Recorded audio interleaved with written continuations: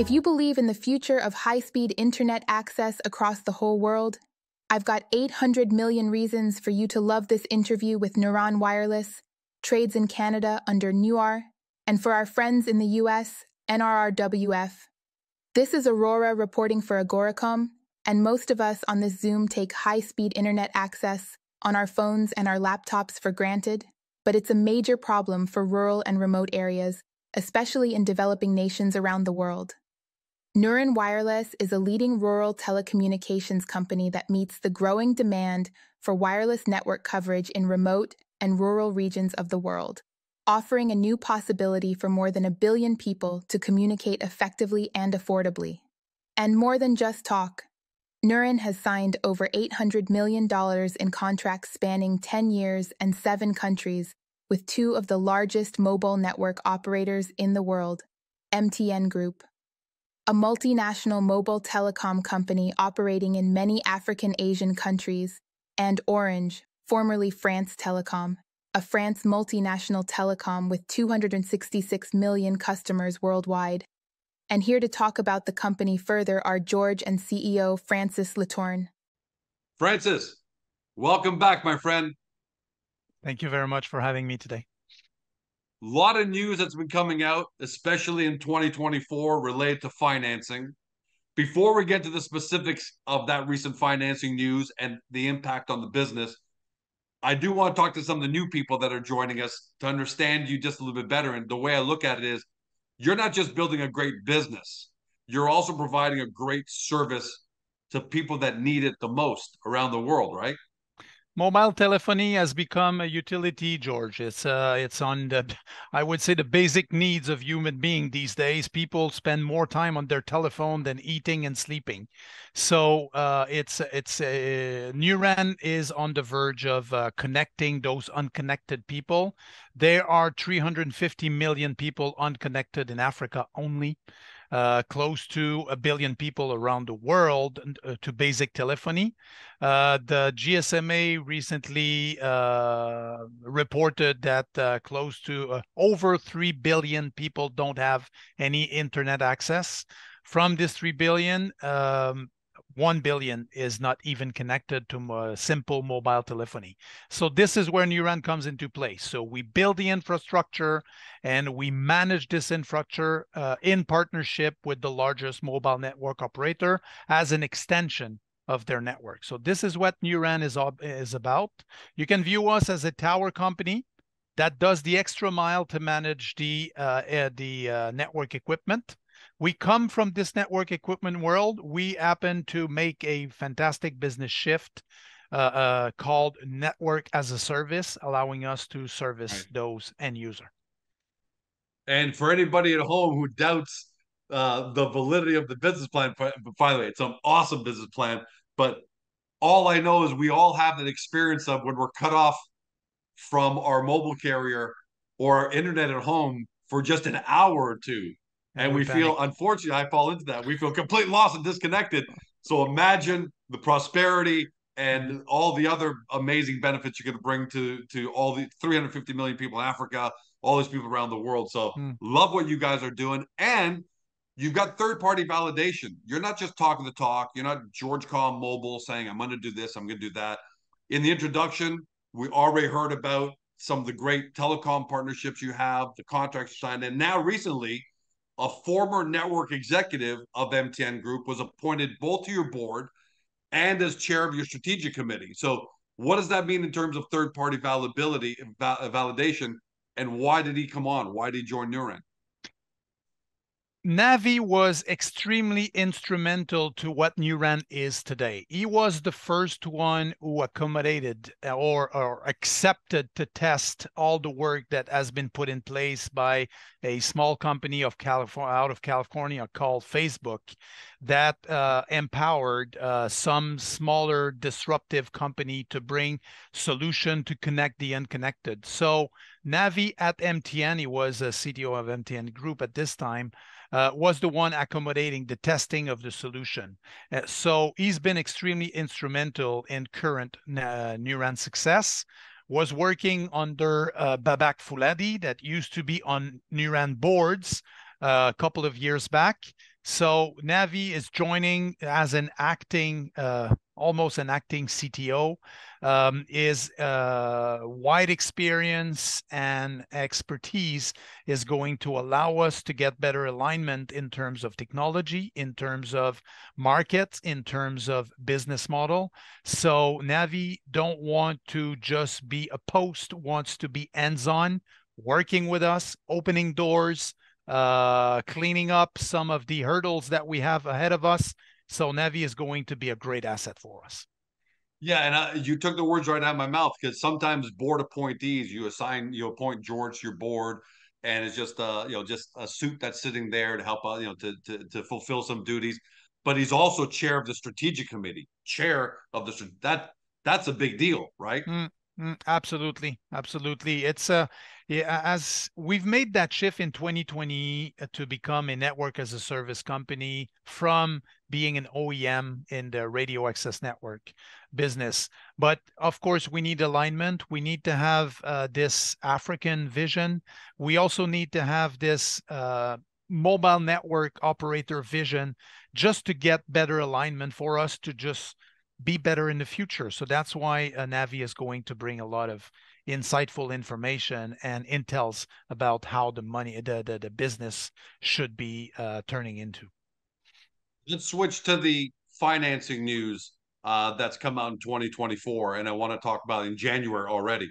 Back the almost first day of the year, you announced a mandate letter for a $5 million loan agreement, and now you just announced a $15 million financing letter of intent. Is it fair to say, and I like this because it almost seems like it's smaller chunks, is it fair to say that this is a shift in your financing strategy, rather than waiting for one big chunk of financing? You're almost doing incremental steps now? Yeah.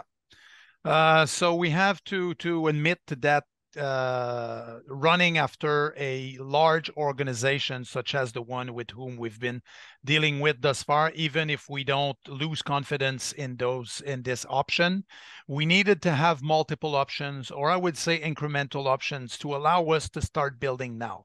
And this is back in September last year, where just after we hired Sébastien Bourillon, VP Corporate Development, working with Jim Bailey on the financing front. The goal here was to use the maximum of Sébastien's experience. Ex-EBRD, he has a pretty solid address book. He has introduced us to over 120 groups. From this 120 groups, we're now down to a group of, I would say, a short list of 20 groups with whom we are working with. And this is the fruition, or the harvesting of all this hard work that has started in September, that has also improve or increase in terms of interest since AfricaCom, and now we are just accumulating this. Just a point on mandate letter, because it's not a terminology that is well understood here. People talk about indicative term sheet or term sheet or something. Mandate letter is more than just a term sitting on a piece of paper. Usually at this level, the investment committee has been involved and has been reviewing the file. So when they issue a mandate letter, is a commitment to go the one step further in terms of due diligence and move forward. Even this 5 million has reached another step. Now it's the signed term sheet. So signed term sheet is also kind of a baby loan agreement, a 16 to 20 page type document where everything is driven, covenants, CPs, everything is there. So we're progressing on all front regarding this 5 million, but the additional 15 million is also to give us option. Yes, we have this 27 million DFI loans that we've been pursuing pending licensing approval in DRC, but we needed to give us options to make decision to go Absolutely. this direction or this direction, exact, or to combine them all together to make it one big chunk of money to deploy those sites. A typical site will cost $25,000 to build. you know, all inclusive of the equipment, the service, the duty, the transportation, and so on and so forth. So for us to deliver the 4,600 sites that we have under contract with our 2 MNO partners in 7 countries, for this, we will need a massive amount of money to build this. Some will be internally generated benefit or profit that will be reinvested in the build, but some of it will need to come from debt or from equity, and this is what we've been actively working on, because the delay caused by this DFI loan has been dramatic for NuRan in terms of not only the share price, George, but also for us internally, because we need to see momentum, we need to see movement. So the recent I would say the recent performance of Cameroon, allowing us to free up cash in the country to build, which is another announcement that we did. You'll probably come up to it, but it allows us to just take incremental steps towards becoming EBITDA positive, which is really what we are looking for. Those baby steps will bring more cash, will show more momentum. Equity players for the African sub are going to be more and more inclined to do it. So it's important for us to take those small steps moving forward. And we're right on it right now with those, the 5 million. We're talking about the credit margin ongoing with the Cameroonese local bank, the cash generated by our operation in Africa, leading to potentially deploy with this money up to 600 sites. So this is the first step, and once we get this big chunk of money, then we can go full steam.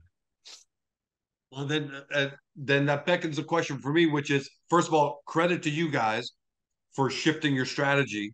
And ironically enough, there's a great African proverb, and you're an African, which is, what's the best way to eat an elephant? And they say one bite at a time, because sometimes we try and do the whole thing in one shot. It's just too hard. So little bites, little bites. So given the fact that you had a $5 million mandate almost on the first of the year, and this recent $15 million LOI, is it reasonable to assume that you've already said you're talking to a lot of different sources, that there might be some more threes, fives, eights, some other smaller ones, just to help put it all together?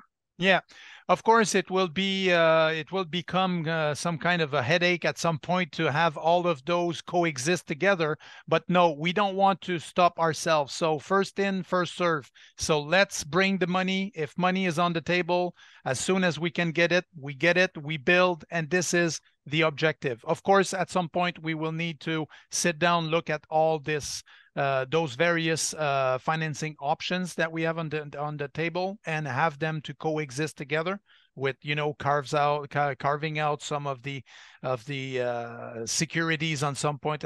But the fact that we've been focusing on this large financing, and to protect this large financing from any external influence to this, in terms of having to live with various conditions, securities, and things like this, we said, okay, that's enough. We've been waiting long enough for this. Let's have those new options kicking in, and we will deal with the fact that we will need to address those concerns as we go, but we can't stop the business from running. We have to continue, and those steps are extremely important for the company. Now the team is extremely enthusiastic to see, okay, we're building, yes, go. So this is what these guys have been hired for. So now you see them super excited every morning. Okay, so what do we do now? So first step was to upgrade the 5 sites as it was announced in the 21 site resumption. Those sites, doing the upgrade of those sites, George, Cameroon is great. It cost $6,500 to do the upgrade. The upgrade is going to end with a $7,000 increase in revenue on a monthly basis. So the payback that's diabolical. That's unbelievable math right there, And this is the thing that we're seeing in Cameroon. It's extremely good the way it's going now. So we're on the right pace. So that's why we have to focus, build, and see. So Of course, people would like to see us next day doing 100 site, but the 100 site is not feasible for now with the money we have. As money comes in, we'll just continue to build more and more. But we want to keep up the pace and get to this EBITDA positive status that we are looking for. And since we've talked about Cameroon a couple of times, and there are people who are watching or listening who either are shareholders that aren't quite aware of this or new people who don't know what we're talking about, your sites there, over 10% of those sites are now generating more than $5,000 US in monthly revenue. And the top site is averaging over $7,000 US per month. Did that meet your expectations? And the overall average, I think, is just under 2,000, but correct me if I'm wrong. But does that meet your expectations, or is this surpassing your expectations of what you guys thought you could do there? So it's more than surpassing our expectation. And because of the performance and the usage on the sites, we have worked a lot in 2023 on the networking side to increase the performance and the capacity of our current network elements, because we couldn't absorb all of this capacity usage all the time. So we have made a significant improvement. We changed the operating system, and that, as a result, have grown the traffic by 25%. So a lot of work has been done, even if behind the scene you look at the company, no sites built, no financing, this, that. A lot of work has been done to get all our network element and processes and site selection to a point where, as soon as we get go with the proper financing in place, it's going to rock. So let's talk about how, because keeping in line with the business, last year you had put out some expectations for performance in 2024 and 2025. Specifically, you were projecting that you'd achieve about $20 million in revenue US for 2024, and as high as $50 million in revenue for 2025. Is that still on track, given the fact that the big loan didn't come through, but now you have these smaller chunks happening? What does that do to your expectations for revenue in 2024 and 2025? And of course, the accompanying EBITDA that goes with that. So you set yourself goals and you walk your way to attain those goals. Of course, the last 2 years has been disappointing in terms of results compared to expectations because the financing was not there. Now at least we have this 5 million plus already 2 million already allocated to this build plan. So this 7 million altogether is going to allow us to build 600 sites. So we are what, 33, 34, 35, 40%, 40% into this 15 sites objective. The sooner we get the financing, the likelihood that we will achieve this 1,500 sites. But of course, if if EIB is getting delayed again, or those other letter of intent take a little bit longer than expected, then we might miss it. But anyway, we'll report back to the shareholders. But at least we have almost 600 sites covered already with this 5 million plus the money generated in Cameroon plus this credit margin that is coming with the Cameroonese bank. So bottom line, we're making incremental steps. You talked about this earlier. So we're making incremental steps to go there. But if we just wait for the big thing to happen and then start building, we will still be here talking about this maybe in April, May. We don't know. So we needed to bite the bullet and to make it happen for us. And we were taking, I call it baby steps, but we're taking smaller steps in order to get going. So this plus that will lead to deliver on quality. And taking matters into your own hands is a sign of great leadership too, Francis. Look, sometimes shareholders expect of all CEOs, not just you, Tim Cook, and everybody else in this world, that the big mega companies, Jeff Bezos, we sometimes expect, look at Bob Iger at Disney, we expect everything to always be perfect, as planned, and everybody's got a 52-week all-time high on the stock. But that's just not the way the world works, unfortunately. I mean, even if you look at Tesla's stock price over the last 10, 12 years, it's been peaks and valleys, but slowly moving upwards. So if if you can't hit those numbers in, let's say there are some delays or it doesn't all come, it's just a case of you're just going to be pushing these numbers back a little bit. It's not like it's lost business, No. right? It's not a case of, oh, if we don't get the financing to sell these widgets to George Com, well, then he's going to buy those widgets from another supplier in China, and then that deal is gone forever. That's the good news, right, Francis? That as you attack this incrementally, you just peel off layers of it, chunks of it, until you put it all together, and then it's all there waiting for you. Agree. So, look, George, I will not play hide and seek with people. We miserably missed our targets in 2022, 2023. Bravo for saying that. We've been able to accumulate sufficient contract. It's still on the table. It's 4,600 sites that we need to build. The most important thing is to bring this financing, and we're on the verge of doing this. So this step with the 5 million, this 15 million that has been announced, there will be other ones to come, and we are trying to expedite. Oh, and the thing that is also important, those I would say, term sheets or letter of intent are coming from similar group to an EIB, for example, but smaller.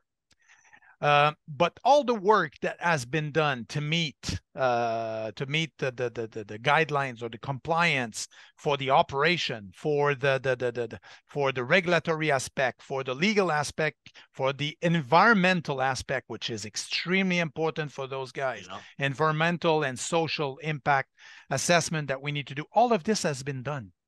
So for us, it's just recycling the same information that we have been working on for EIB. So it probably accelerate the process for those newcomers in terms of financing. So there's reliance on some of the due diligence that has been done by the DFIs thus far. So that should accelerate the process. So that's why we still think that it's a possibility that we have more than 600 sites, probably close to 1,500 sites in 2024, but that will be highly dependent on the financing. We've made, by the way, in the monthly progress report yesterday, a correction of those forecasts versus where we are today. Francis, I love your leadership because you always speak direct. Look, you even said earlier, we just didn't deliver. I love the fact that you're direct, you take accountability, but at the same time, you take a bull by the horns to take matters in your own hands instead of waiting for a big one-time, financing. You guys already put plans in place, and look, it's starting to pay off. So I can't wait to have you back in the next 30, 60 days. I know you can't say anything, but hopefully in the very near future when a couple more things have materialized, and then we're really talking about momentum going forward. But I think you've started off 2024 on a great footing, and you're showing investors that you're not just waiting, and you're taking matters into your own hands. I think that's fantastic leadership. Last words to you before we sign off. So we recently did 3 pieces of news in the last 2 weeks. So expect not as big as 2 per week or something like this, but we'll constantly keep our shareholders informed of the evolution of the various work streams. But bottom line, we have set ourselves aggressive goals for 2024, 2025, and we will work extremely hard to meet them. We're on the right track. We have been able to announce those financing early 2024, so that is probably a good sign that we are on the right track to meet those objectives. So bear with us. We have a fantastic team on the ground, ready to go, super excited, eyes wide open, arms ready to dig holes and to erect towers. So I think the waiting has been long enough. Let's go and do this. Great message, my friend. Thanks for joining us as always. Can't wait to have you back. Thank you, George. For everybody at home, you've been watching or you've been listening to my podcast on Spotify, Google, Apple, your favorite podcast platform. To Francis Letourneau, he's a CEO at NuRan Wireless, trades in Canada, NUR. For our friends in the US, NRRWF. For those of you new to the story, you like what you hear, you've seen some story that's preceded this on X or on the other platforms that we're on, and you want to know more about the company, get to their profile page on Agoracom first, because this is something really big and not a lot of companies are doing this. This isn't just like selling pizzas. So you want to try and understand what they're doing. First, head to the profile page on Agoracom, get that knowledge, that base knowledge under your belt, and then head over to the company's website to do your deep dive due diligence. Because like Aurora said at the beginning of all this, if you believe in the future of high-speed internet access for the whole world and how it's got to come into everybody's hands, then you've got to consider NuRan Wireless. Thanks for joining us. Have a great day. See you next time. Hey Small Cap fam, I hope you loved this interview because more than a dozen people were involved in its production for the sole purpose of making you happy. If so, can you take a moment to support both our awesome guest company and Agoracom?